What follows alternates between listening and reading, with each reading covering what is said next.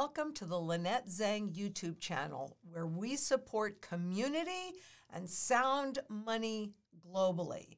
So in order to build this channel as rapidly as possible, please subscribe. That's what's going to help us a lot.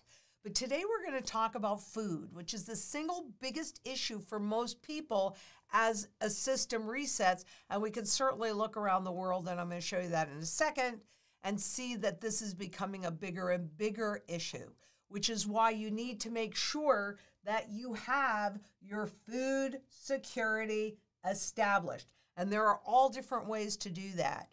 But I want to show you how this fits into the overall scheme of things. So let us just jump right in, because it is a hot campaign issue in elections from Argentina to Poland. We have more than half the world that is going to elect new elite this year, and food inflation is really critical. You can see in some of these hot spots where food inflation is north of 30%.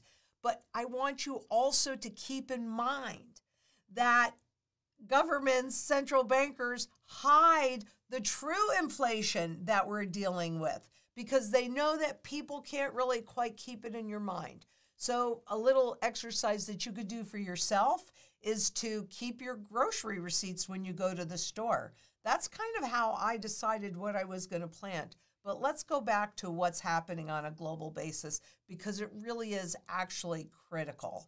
Where you're looking at, no matter where you are, food, which is something we cannot live without, that is growing more and more expensive, more and more out of the reach for most people, and they're downgrading what they're eating, which makes it even harder to think, right? Confidence in the current elite is lost when people are hungry and hopeless. So what they really want is to hide that so they remain in power. But this is why you see the rise in populism all over the world. We saw that before what happened in 2020 with the COVID pandemic and how that was squashed. And I've been showing you how that is growing again. It is really a significant key in knowing where we are in this trend cycle. Beyond that, we know that we're having farmers revolting all over the world. Farmers' revolt threatens election year, upsets around the world. Agriculture has become a key battleground in a wider culture war over money, food, and climate change. So what does that mean? Well, we saw in the Arab Spring that what the government did was they fed the people because it was getting out of control. They were losing power and control. This, to me, is an opportunity, and it's a grassroots opportunity, because what we've been seeing is a lot of consolidation in the food market. So where we think that there is a choice, no, it's just a big food, and actually it's big pharma that owns the seeds, that owns all these different products, and they create an illusion of choice when frankly there really isn't any choice. But your local farmers, they're the ones that are grassroots doing it right, and we're losing a lot of local farmers. So what can you do to support the farming community and create that relationship so that you can walk in with barterable? I mean, I really want you to look at this. Barterable silver, barterable gold, and get what you need to feed your family. We got to grow this local community.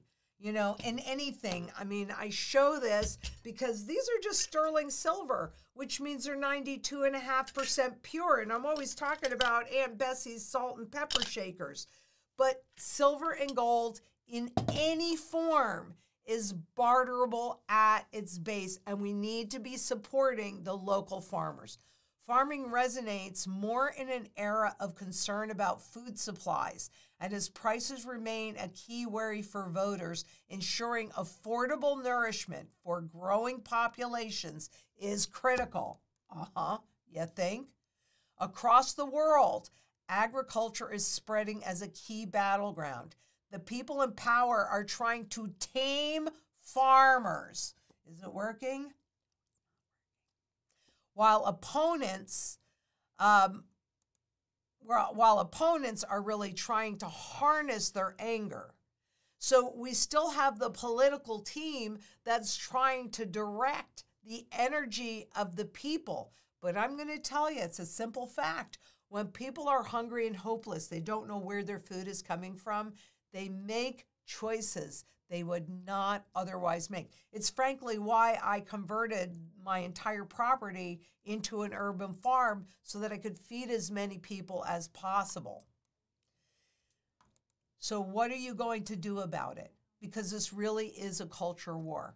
This is our opportunity to come together in community, create those relationships with the local farmers so that you can get what you need to feed your family and your brain so that you can think more logically and make choices that puts your best interest first. And a lot of this change is centered on the speed of the economic and social transition. And it should be very apparent to everybody that there has indeed been a huge transition.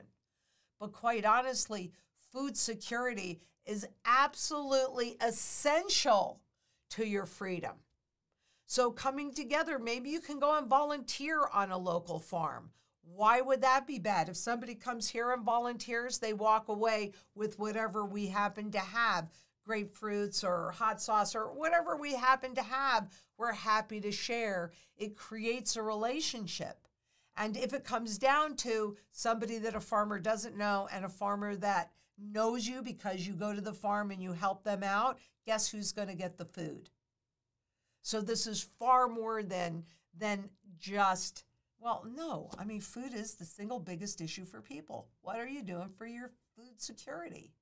So if you want to show your support, give us a like, thumbs up, leave us a comment, share this video, share with friends and family, anybody else you can get to watch. But the best way to show your support is for you to subscribe and bring in others. Because quite honestly, together we can make a positive difference. And pulling both a local community and a global community together means that we will have choices. We've got a so much better shot at that. So please be safe out there. Bye-bye.